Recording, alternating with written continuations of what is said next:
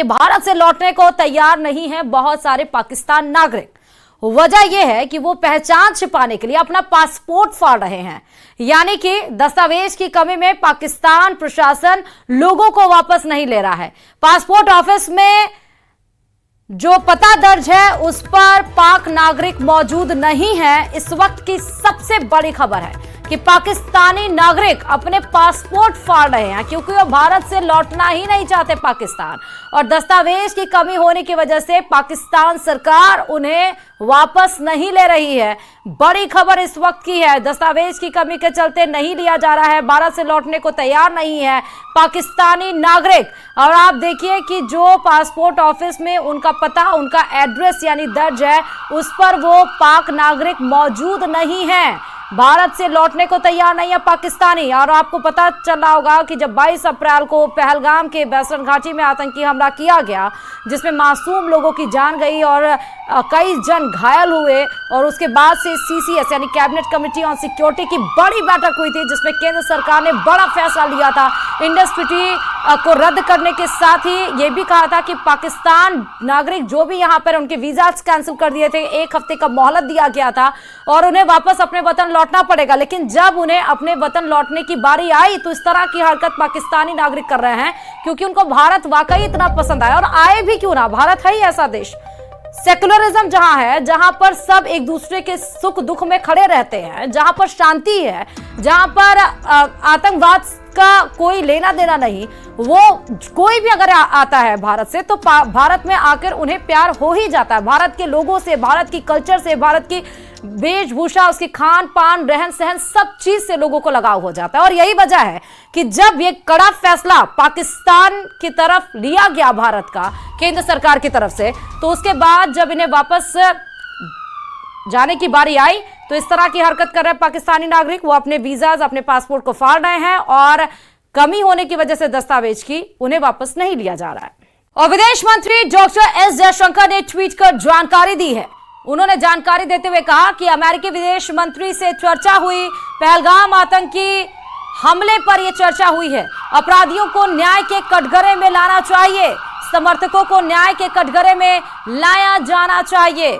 तो विदेश मंत्री एस जयशंकर ने कहा कि विदेश मंत्री की बात हुई है और उसके बाद उन्होंने ट्वीट किया और उन्होंने कहा कि आतंकवाद के खिलाफ पूरी जो दुनिया है वो एक साथ खड़ी है।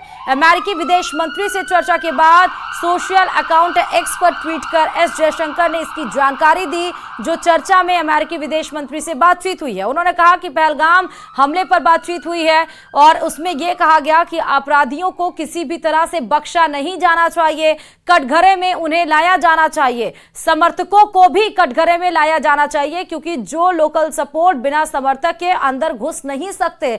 कोई भी अगर अवैध तरीके से घुस रहा है तो उसे अपनी ही सरजमी से उसे सपोर्ट मिल रहा है, तो जो समर्थक हैं और जो आतंकवादी हैं उन सभी को कटघरे में लाना चाहिए।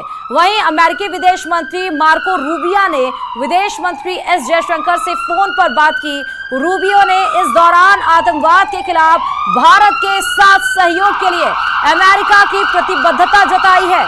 साथ ही पहलगाम में हुए आतंकवादी हमले की निंदा करते हुए मारे गए लोगों के प्रति दुख जाहिर किया। अमेरिकी विदेश मंत्री ने साथ में पाकिस्तानी प्रधानमंत्री शहबाज शरीफ से भी बात की और पहलगाम आतंकी हमले पर फटकार लगाई। इस दौरान रूबियो ने शहबाज शरीफ को पहलगाम आतंकी हमले की निंदा करने की भी नसीहत दी है।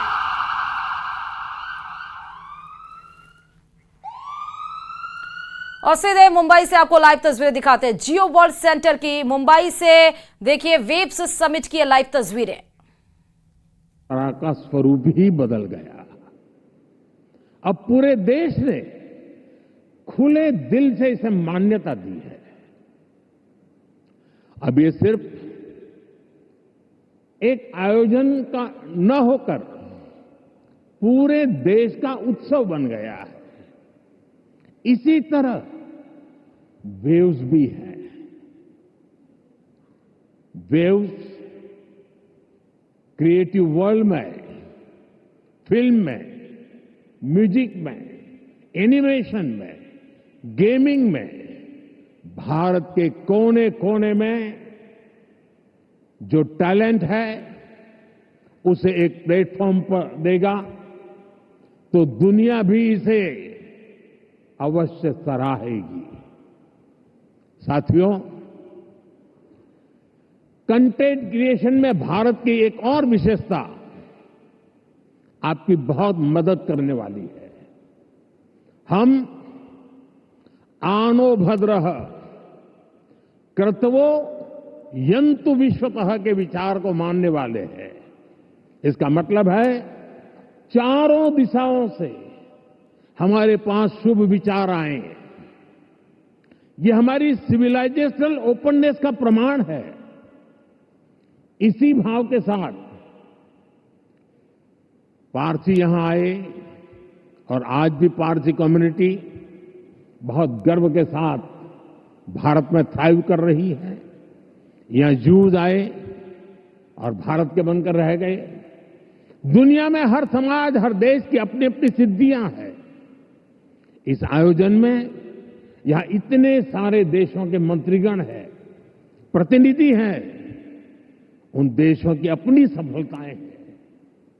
दुनिया भर के विचारों को, आर्ट को वेलकम करना, उनको सम्मान देना, ये हमारे कल्चर की ताकत है। इसलिए हम मिलकर हर कल्चर की अलग अलग देशों की उपलब्धियों से जुड़ा बेहतरीन कंटेंट भी क्रिएट कर सकते हैं। ये ग्लोबल कनेक्ट के हमारे विजन को भी मजबूती देगा।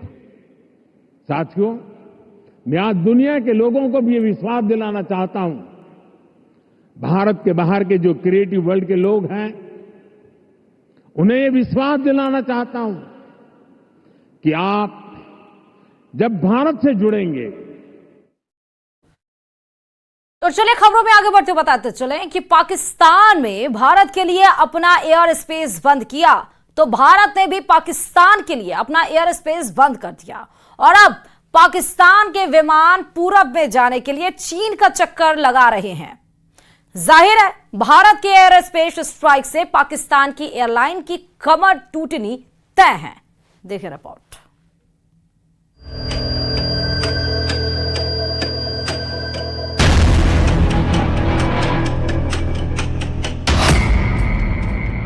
पाकिस्तान पर एयर स्पेस स्ट्राइक।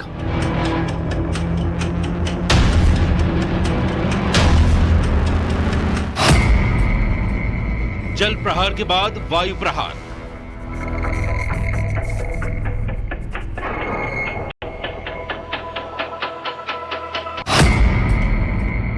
एक के बाद एक भारत की स्ट्राइक। भारत ने पाकिस्तान को करारा जवाब देते हुए अपने एयर स्पेस को पाकिस्तान की उड़ानों के लिए बंद कर दिया है। पाकिस्तान ने भारत के लिए अपना एयर स्पेस बंद किया, उससे भारत को ज्यादा फर्क नहीं पड़ने वाला, लेकिन पाकिस्तान को पूरब में जाने के लिए भारत के एयर स्पेस की सख्त जरूरत है।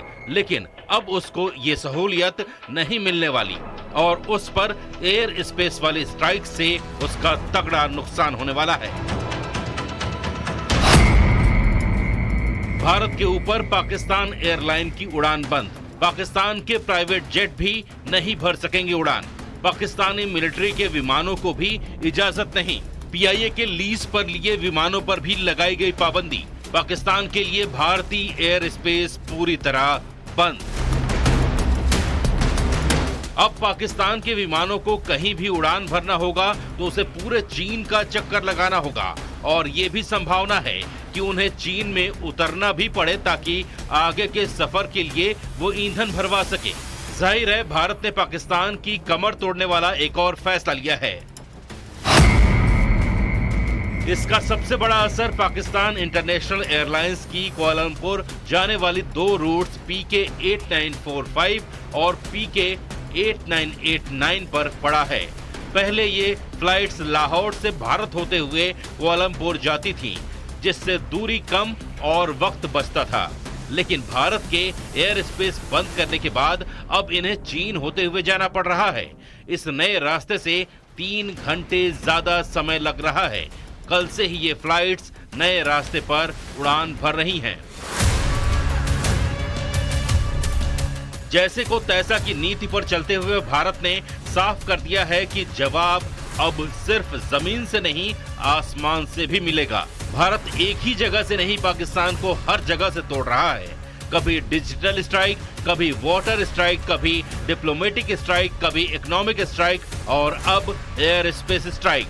वही पाकिस्तान ने अपना एयर स्पेस बंद करके खुद अपने पैर पर कुल्हाड़ी मारी है और उसे लाखों करोड़ डॉलर की चपत लगने लगी है।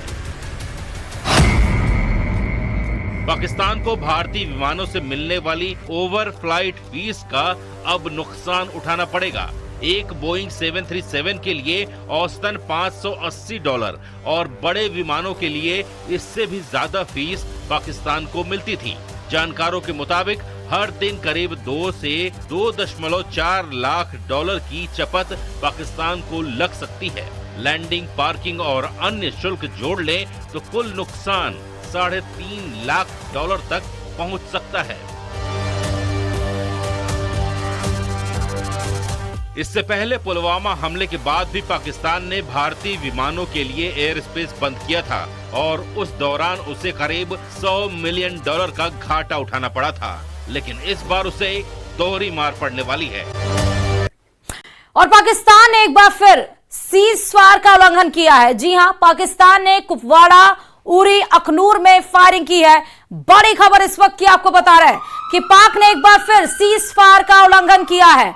पाकिस्तान ने कुपवाड़ा, उरी, अखनूर में फायरिंग की है।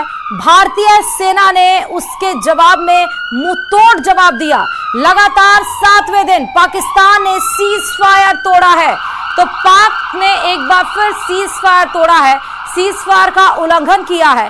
कुपवाड़ा, उरी और आपको यह भी बताते चले कि अखनूर में यह सीज फायर तोड़ा गया है जहां पे फायरिंग की गई है।